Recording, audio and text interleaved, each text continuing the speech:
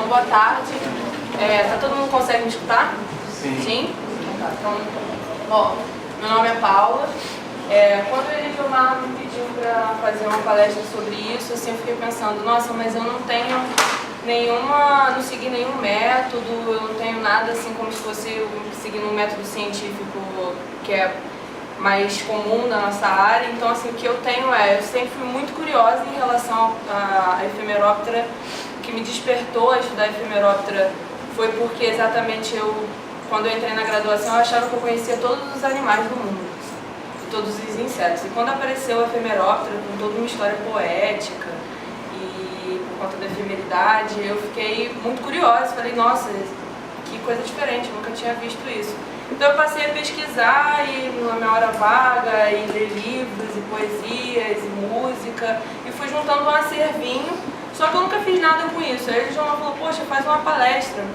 Aí eu falei, bom, vou pegar tudo que eu tenho e vou olhar o que essas coisas têm em comum. Então é a primeira tentativa de eu fazer alguma coisa sobre isso, que vai servir talvez para de repente um dia isso virar alguma coisa mais organizada. Então esse é o nome da palestra, Efêmeras Bailarinas por um Dia. Bailarinas por um Dia em homenagem ao professor Eligomar, que um dia ele falou que tinha figurinhas, não era isso? Não, 1000 bichos. Era uma série chamada 1000 Bichos, que a parte de efemerópteras chamava Bailarinas por um Dia, e isso me marcou muito, assim, eu achei muito lindo. Ou então, para vocês terem ideia, né, que de repente nem todo mundo sabe, quem é efemeróptera, que grupo é esse, né? É uma ordem de insetos que é caracterizada assim pela a fase imatura, é chamada de ninfa, vive associadas a ambientes aquáticos, então riachos, cachoeiras, lagoas, e a fase adulta, que é a fase alada, ela é uma fase que tem um curto período de vida, então muitas vezes vivendo cerca de um dia no máximo, 2. Então toda a morfologia do adulto, ela tem a ver com essa questão da efemeridade, tanto que a própria boca não é bem desenvolvida, não tem peças bucais muito aparentes, eles não se alimentam na fase adulta, e todo o intestino também é reduzido, muitos deles não têm intestino nenhum, o abdômen é completamente transparente. Então essa questão da efemeridade é muito forte na biologia do grupo. Outra coisa muito característica em efemeróptera, e além disso, é um grupo que é um indicador de qualidade de água. Se quiser deixar desligado, sem problema. Então, eles são muito sensíveis a mudanças no meio ambiente, então normalmente estão associados a um ambiente muito selvagem, um ambiente muito saudável. Então, acabando sendo utilizado como indicador de qualidade de água. E uma outra característica muito forte da efemeróptera, que normalmente quem conhece é quem está no hemisfério norte, porque no hemisfério norte acontecem essas grandes revoadas, normalmente, efemerópteras são revoadas sincronizadas dos adultos. E em alguns lugares, sendo tão grande essa revoada, normalmente ligada a input de matéria orgânica no ambiente, que acontece, eu falei que a efemeróptera é sensível a mudanças, normalmente ela não existe onde tem poluição, mas em algumas espécies acontece o oposto. Você tem um boom populacional, na verdade, que acaba tendo um aumento absurdo na revoada. Então aqui, uns exemplos de revoadas de efemeróptera. Ali no primeiro, ali naquela foto ali, isso é uma foto de um radar meteorológico que conseguiu fotografar. Isso aqui seria uma revoada de efemeróptera. A parte mais branca, mais clara, é onde tem mais efemeróptera. Isso é no Rio Mississippi. E no Brasil também houve caso, recente inclusive, foi em 2015, onde teve um acidente envolvendo revoadas de efemeróptera. Eles não dizem que é efemeróptera, eles dizem que é uma mariposa. E pelas fotos você consegue ver claramente que é uma efemeróptera. Se não me engano, foi o professor Eligomar que me enviou essa notícia. E foi em Jaru, que é Rondônia. Acho que é Rondônia. Então, assim, o nome efemeróptera no Brasil não é muito assim conhecido, em geral, no público geral. Porém, em alguns lugares, especificamente mais no interior, em lugares que têm populações que estão mais ligadas a rios, moram perto de rios e rios com água limpa, eles conhecem esses grupos. Então eu tentei levantar alguns nomes populares. O nome popular, Mayfly, a mosca de maio, é um nome para a região das regiões que falam a língua inglesa, né? E seria a mosca de maio porque normalmente no hemisfério norte, Ephemeroptera é univoltino, só tem uma geração por ano. E elas fazem grandes revoadas e essa geração ela ocorre, os adultos voam na época do verão, que é maio e junho, mais ou menos, por isso é a mosca de maio. Ciruruia, que talvez seria uma corruptela de aleluia, que é uma em vários lugares do Brasil, como é o nome? Cupins, são chamados de aleluia, né? Então, ciruruia poderia ser talvez uma corruptela de aleluia por conta da revoada. Sarará, para duas espécies de Ephemeroptera, Campsurius latinilis e Hexagenia albivita, que são elas numa região do Espírito Santo, perto de uma população que vive perto de uma bacia, de um rio, que chamam tanto uma espécie quanto outra de sarará. Então você chega lá e você quer Ephemeroptera sendo usado assim, de maneira sem ser acadêmica. E depois a gente no final vai chegar a uma conclusão assim, do que essas coisas têm em comum em geral.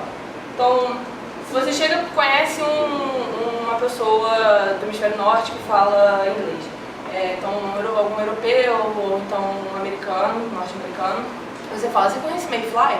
Ele fala, fly fishing. Porque fly fishing é um estilo de pesca que é caracterizado por tentar fazer o mais real possível, uma isca mais real possível.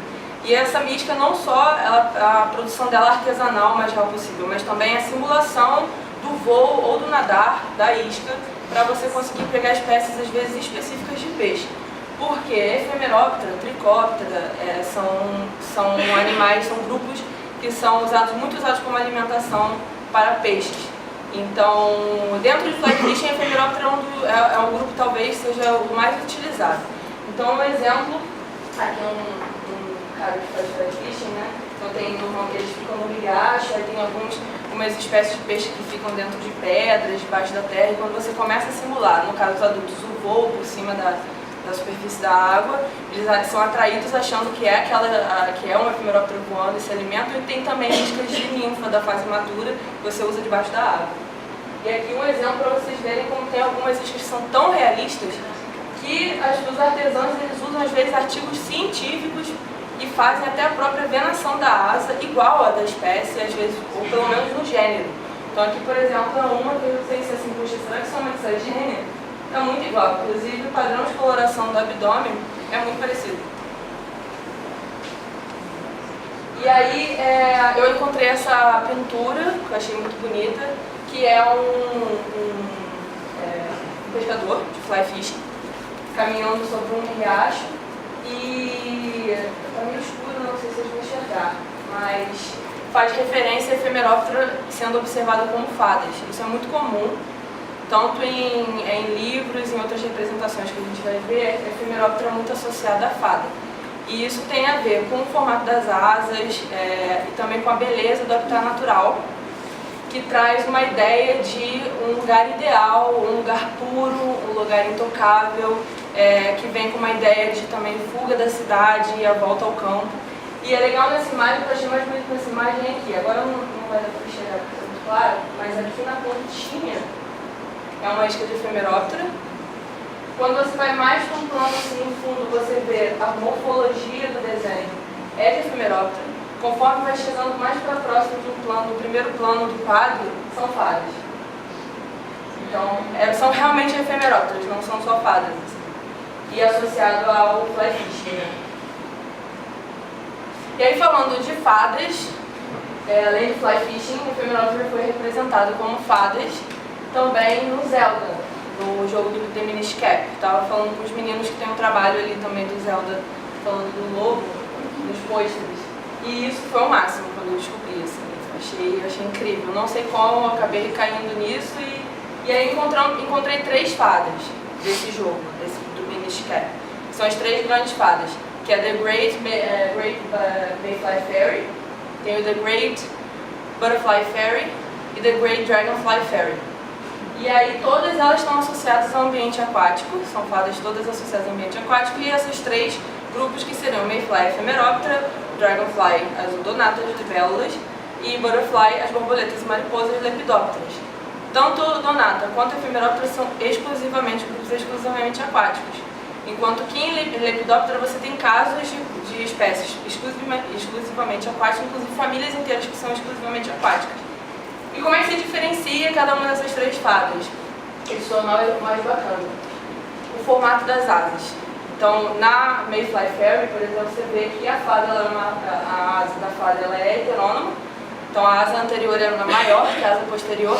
E o formato das asas é triangular. E são duas coisas que são muito características nas asas de Ephemeroptera. Todos os Ephemeropteros têm essa asa triangular e as asas heterônomas.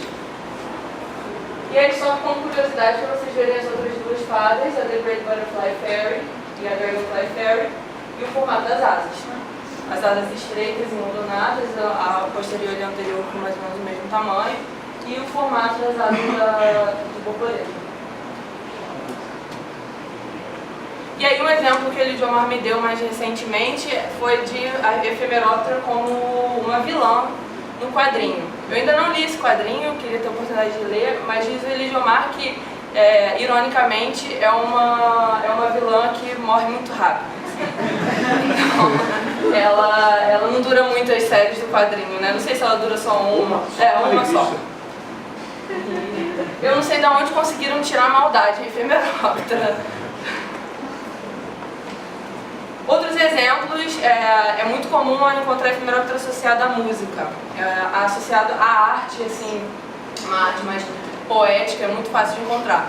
E associado à música, eu encontrei várias bandas, as que me marcaram foram essas quatro. Ali é uma banda do final da década de 60, começo da década de 70, é uma banda folk.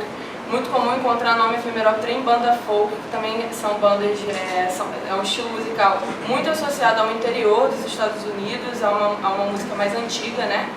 E Ephemeroptera tem essa coisa da volta ao campo, da fuga da cidade e de te levar para um ambiente mais selvagem, mais puro, mais delicado.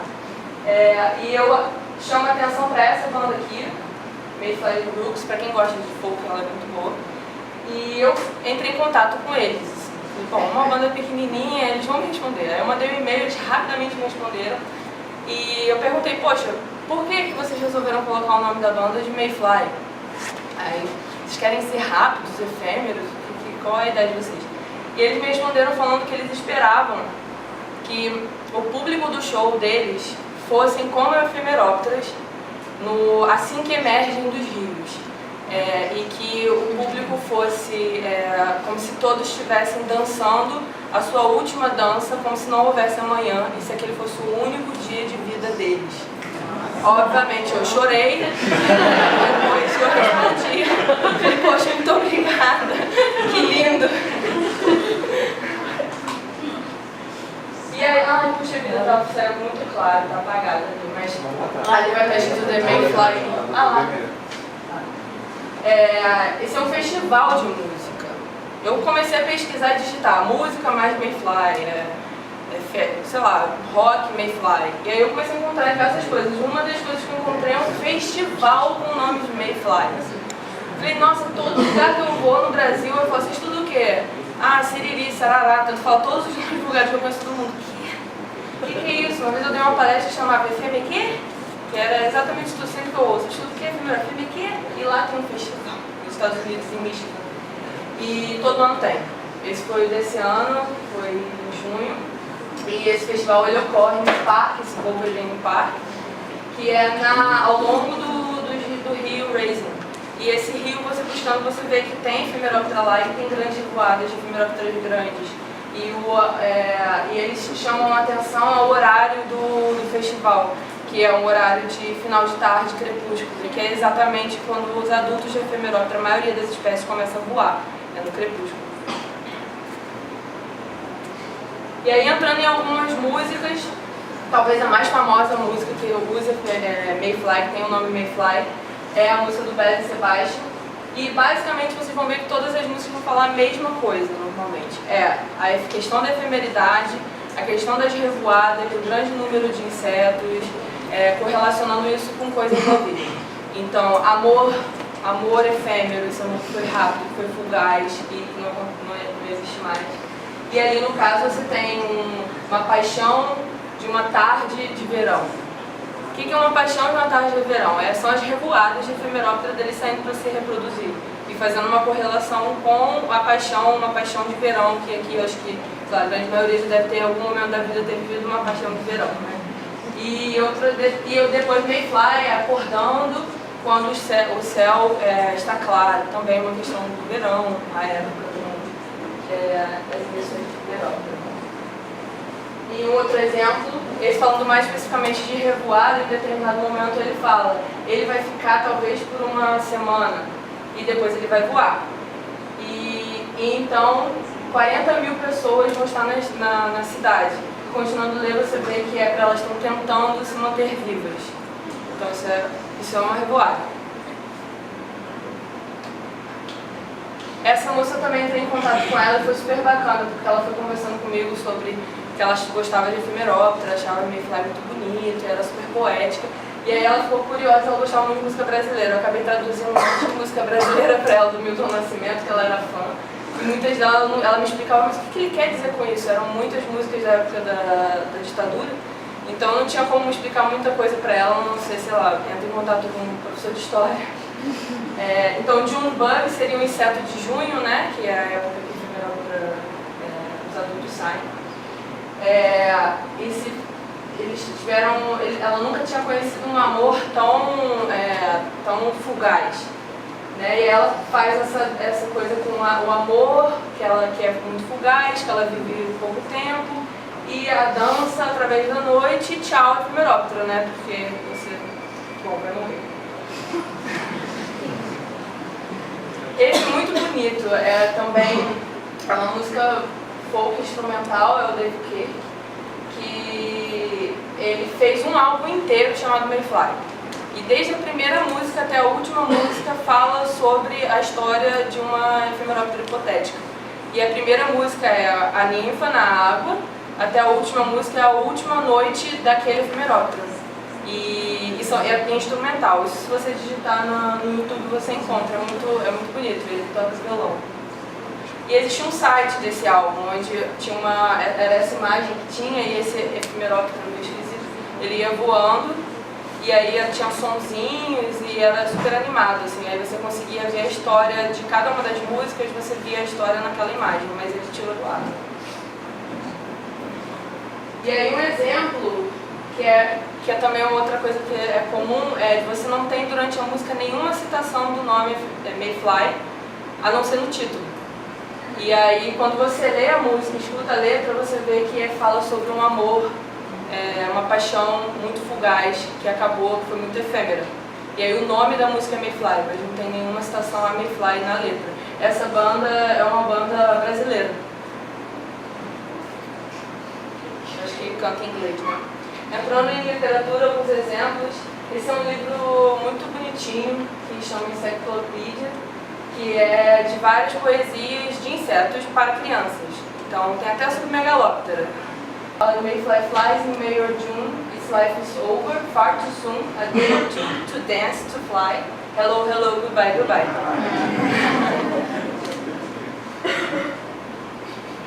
Eu encontrei esse livro, ainda não tive a oportunidade de ler, mas ele fala do The Mayfly Man. E isso foi também coisa de pesquisa e digitar na internet, eu acabei encontrando e falei, ué, mas The Mayfly Man por quê? Aí eu fui ver o resumo do livro e conta a história de um personagem que tem a síndrome da síndrome da progénie, que é aquela síndrome que a pessoa vai envelhecendo, né, mais rapidamente e vive muito pouco tempo.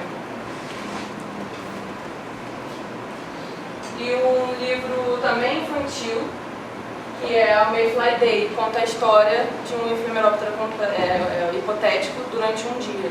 E aí é bonitinho que na contracapa vem escrito isso, assim, por que escrever um livro sobre um efemeróptero, né?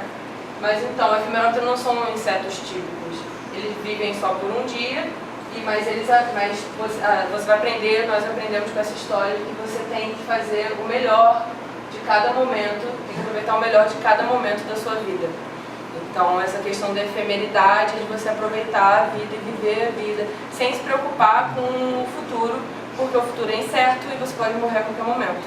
Não seja como efemeróptera, dance, como se fosse a última dança da sua vida.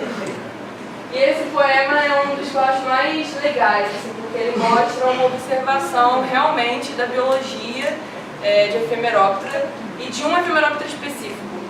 Então ela fala que eu gostaria de ser uma Ephemeroptera, vivendo ali, morando durante 3 anos, não sei se vive realmente 3 anos, mas vivendo ali 3 anos na areia, e então, dormindo, né? E então, para depois ter uma vida com que ela possa gozar muito dessa vida e com essas, falando das asas e tal. E aí chega no final, ela fala desse rio Tissa, e fala que ele fica radiante de milhares de asas de Ephemeroptera. Eu fui, poxa, mas que rio é esse, né? E aí existe realmente esse rio onde tem revoadas incríveis dessa espécie, que é a Baleigenia obivita, que é o maior Ephemeroptera da Europa.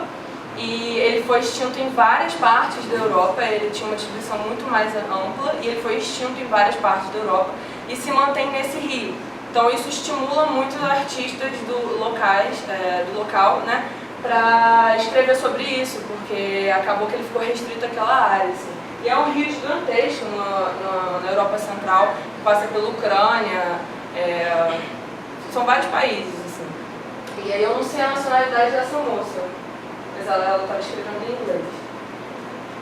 E aí, só para ter um exemplo português, né, bom, não tem nada em português, só tudo em inglês, mas aí no Bichinhos de Jardins, uma vez, eles fizeram uma tirinha com Ephemeroptera. E tudo bem, que eu acho que Bichinhos de Jardim, o pessoal lá já tem um conhecimento meio mais, assim, de biologia, mas, poxa, nunca tinha visto quase nada em português com Ephemeroptera. Então a gente chega à conclusão que as abordagens principais, mais comumente encontradas, com a Ephemeroptera sendo usado em qualquer coisa cultural, normalmente são o quê? É a efemeridade da vida. Então é isso, aproveite como se não houvesse amanhã a sua vida e a fugacidade do amor. Além disso, o habitat ideal, puro, místico, então são associados normalmente a um habitat que traz muitas questões místicas, muitas histórias, as fadas, as ideias de fadas, de ninfa, e a ideia de pureza e de volta para o campo, a fuga para o campo, a saída da cidade, saída do caos da Babilônia e a fuga para o campo, né? E as grandes revoadas, então, que seriam as dançarinas por um dia, as bailarinas por um dia. E a gente pode chamar atenção para os dois primeiros, é o que é mais comumente encontrado, né? A questão da efemeridade e a fuga para o campo. E esses dois conceitos não são conceitos novos, não são conceitos, não é tão trivial assim. Tanto a questão de efemeridade da vida foi muito abordada por esse cara, Horácio, que era um poeta arcadista, um filósofo epicurista, que tratava muito essa questão, tanto da fugacidade do amor, tanto do amor pelo campo, da fuga do caos e de você aproveitar o dia, porque você a qualquer momento pode ir embora daqui e a gente não sabe o que vai acontecer.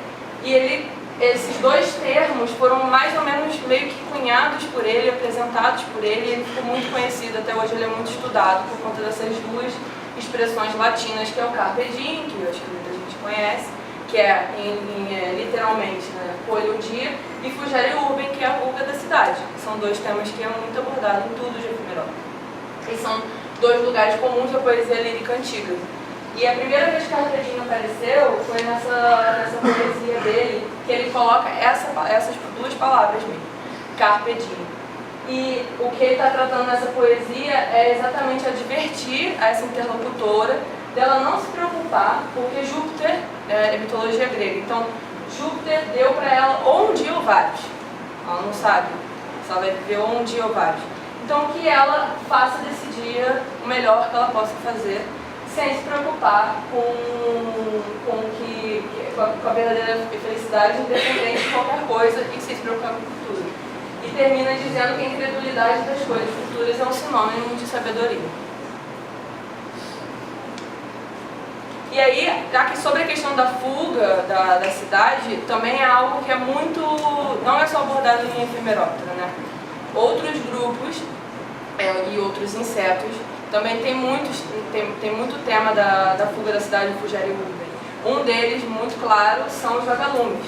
E E tanto o vagalume quanto a efemeróptera são dois grupos que são associados a ambientes muito íntegros. Então o vagalume tem toda a influência da poluição luminosa e que muitas espécies estão sendo extintas localmente. Então tem muitos casos também de poesia usando vagalumes tratando essa questão da fuga da cidade. Então é muito claro que usar a efemeróptera para tratar sobre isso tem relação com o tipo de hábitat que eles vivem. Então existe sim uma observação pelas pessoas daqueles grupos do comportamento, da biologia daquele grupo. Não passa despercebido. E aí todo esse misticismo do habitat, toda essa questão de pureza, isso também é até levado até para a área acadêmica. Então não é à toa que a escolha do nome da fase imatura de efemeróptera é a ninfa.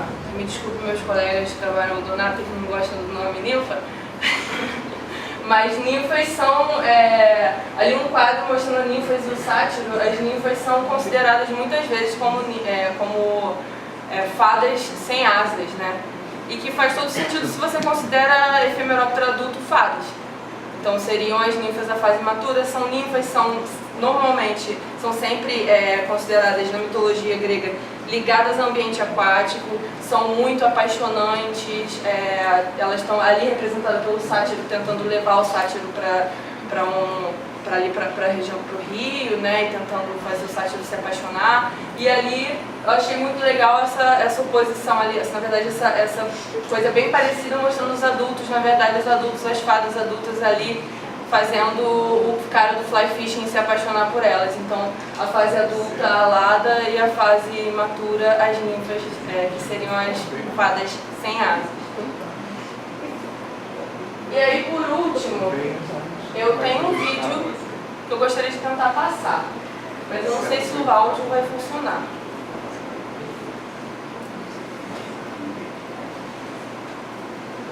Não está funcionando. Não, mas aí você falou que saiu no computador quando ela apresentou? Isso é uma propaganda da Vodafone. Está saindo o som do computador? Não, não está no computador. Está desligado. Está no máximo. Sabe como é que foi para passar? Sim. Bom, mas eu posso dizer o que está acontecendo. Ele está dizendo que a efemeróptera vive um dia. E ele não vive um dia, ele vive triste, porque ele vive um dia. Ele já nasce sabendo que ele vai viver um dia, mas ele tenta fazer da vida dele o melhor que ele pode fazer. Então mostra uma efemeróptera brincando, jogando bola, voando intensamente, perturbando os amigos, escorregando na água.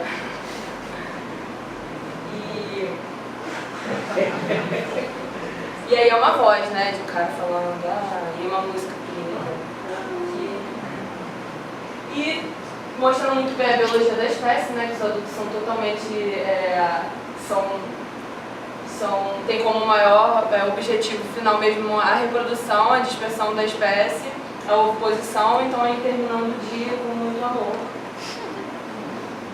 Então, sejamos como efemerópteras e aproveitemos o dia, por pior que eles estejam, especialmente atualmente. Muito obrigada.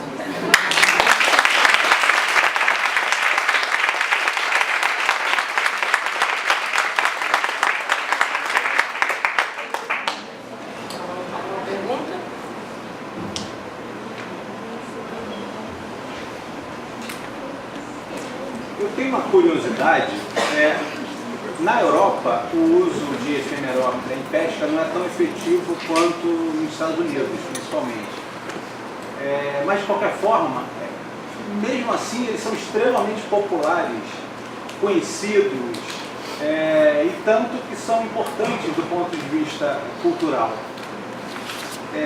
Você acha que tem a ver isso com grau de amadurecimento de povo, de civilização, número menor de espécies, exemplares maiores do que em relação aos países mais tropicais?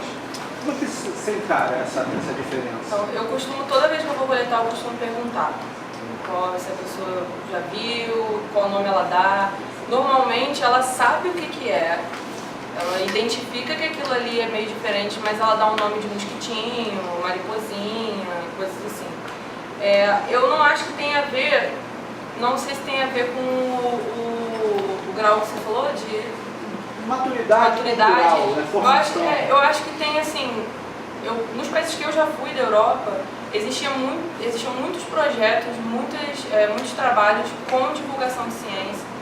São coisas que, por exemplo, na Inglaterra, eles têm a facilidade também de fazer chave para tudo, fazer guia de identificação para tudo. Tem bichinho de pelúcia de animais, por exemplo, como moscas, libélulas. Eu tenho um bichinho de pelúcia de libélula. Então aqui, já desde criança, né, tem esse estímulo. Lá também, desde criança, as pessoas, em geral, o inseto é uma ferramenta de divulgação científica. Então, você pode coletar, você pode fazer sua caixa. Darwin começou assim, vários naturalistas começaram assim. Muitas escolas têm aula de campo, né? Na Inglaterra é assim, né? Muitas escolas têm aula de campo, tem empresas que oferecem aula de campo e, em geral, é um trabalho, não só de algumas escolas específicas, mas é um trabalho meio está dentro das políticas públicas educacionais do país. Mas talvez o que eu acho mais importante é o tamanho corporal, porque a gente aqui não tem grupos tão grandes quando nós temos que são associados à Amazônia, e nos lugares que nós temos, existe nome, as pessoas sabem. Então, por exemplo, o sarará são espécies de campos-suros, que é uma espécie maior, né? Isso aqui é muito grande, tá, gente? Hexagenia albivita, que é uma das maiores espécies aqui, né? A campulócea provavelmente tem um nome na região amazônica, provavelmente. Então acho que o tamanho corporal é muito importante. E também talvez o fato de serem a maioria univoltinos no hemisfério norte, então você tem um desenvolvimento, uma fase, só uma grande revoada por ano, e normalmente essas revoadas são muito grandes. Aqui a gente tem pequenas revoadas ao longo do ano. Então, é muito mais difícil de você ver, e de bichos que são pequenos. Então, eu acho que a associação de todas essas coisas fazem com que lá talvez eles tenham mais observação do comportamento da biologia e mais acesso. Sim. E assim, na África, por exemplo, que a gente tem equivalentes faunísticos muito semelhantes ou comparáveis com os do Brasil, culturalmente eles também, pelo menos que a gente saiba, não são tão presentes nos efemerópteros. Então, eu acho que falta estudo. Falta muito estudo. Então, talvez sim. Eu acho que existe um afastamento da ciência acadêmica muito grande, e é um afastamento por falta de interesse nosso e por falta também de estímulo também. E de como que a gente vai trabalhar isso, né? Onde a gente vai publicar, como é que a gente vai lidar com isso, como que a gente vai fazer uma tese de doutorado nisso. A gente tem todas essas dificuldades. E acaba que também não tem o interesse, às vezes, do próprio pesquisador. Então, o próprio pesquisador entra numa casa e vai coletar num riacho, por exemplo, que é o nosso caso, e não pergunta para o morador como é que você chama, o que é isso, você consegue diferenciar esse desse? E conforme eu fui fazendo disso uma prática como minha, eu comecei a ver que as pessoas sabem sim. A gente que às vezes não se interessa ou não tem acesso àquilo. Perfeito. Eu tenho colocação. Parabéns pela apresentação, muito interessante. Eu queria acrescentar o que você e o Eliane acabaram de falar. Nós aqui no Brasil não temos alguma coisa que cerceia essa forma de divulgação. A gente tem uma legislação que muitas vezes nos impede disso, né? Então, eu já vivi algumas experiências em museus, jardins zoológicos e jardins botânicos em outros lugares fora do nosso país, que eles cultivam essa prática de você fazer com que as crianças, molecada, tenham contato com o inseto vivo. Eu fiquei surpreso na última visita que eu fiz a um zoológico, eles vendiam num saquinho joaninhas para você soltar no jardim. Aqui no Brasil você não pode fazer isso. Tá? Então, você entra em alguns zoológicos, algumas instituições de divulgação fora daqui, você consegue ver bichos vivos. Nós, por exemplo, qual o nosso inseto que tem algum dia no Brasil? Existe algum inseto que tem o dia para tal inseto? Não, mas nos Estados Unidos eles comemoram o dia da monarca. Então eles fazem uma festa grande, comemorando, homenageando a chegada da migração das monarcas. Então os museus e os jardins zoológicos, eles preparam seus estandes com as lagartas, ensinam lá como é o ciclo daquela borboleta. Isso poderia ser mais difundido realmente. Sim, foi o que o Eligomar me perguntou e foi a primeira coisa que eu falei.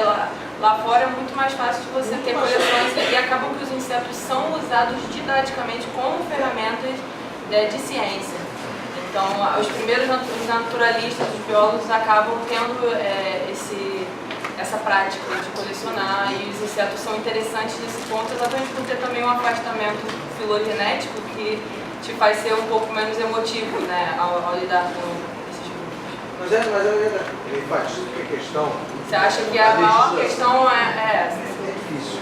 Eu acho que é uma junção de todas essas coisas, que torna muito difícil mesmo. A gente tem um afastamento com os animais, dos animais, e uma observação menor da natureza. Mas isso existe, se a gente perguntar, tem.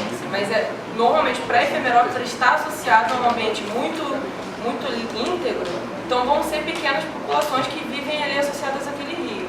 Então você não vai ver aqui no rio, acho que o rio Tijuca, sei lá, que passa ali, não tem mais nada, está completamente destruído, você não vai ver um efemeróptero. De vez em quando eu recebo uma mensagem de alguém, apareceu um efemeróptero na minha janela.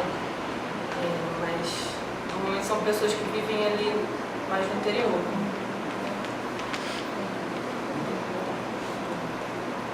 Mais perguntas? Eu queria dar parabéns também, foi muito maneiro.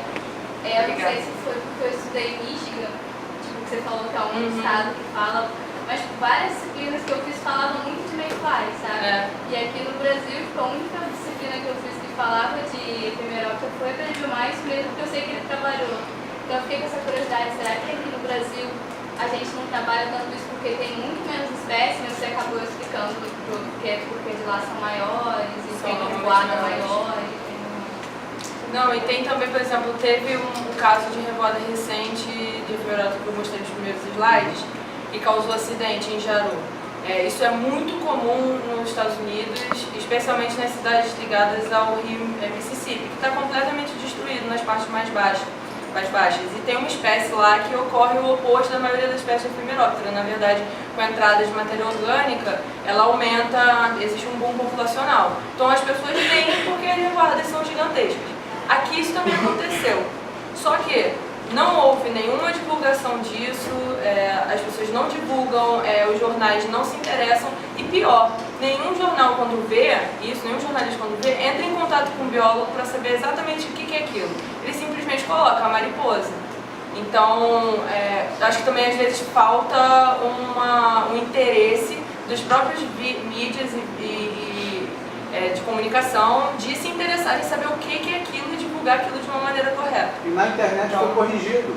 Depois muitas pessoas corrigiram, foi, mas não saiu oficialmente. Não, eu mandei um e-mail para eles super formal, assim, senhores. Falta a retratação porque não tem interesse. Mas não tem interesse realmente em saber o que é. Sabe, para que eu vou saber que inseto é esse? O interesse era em mostrar a foto do acidente, né?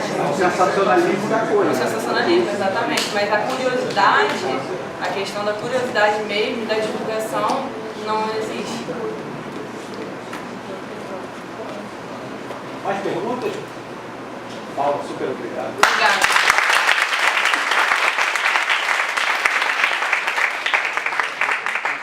Todos convidados para os pôsteres.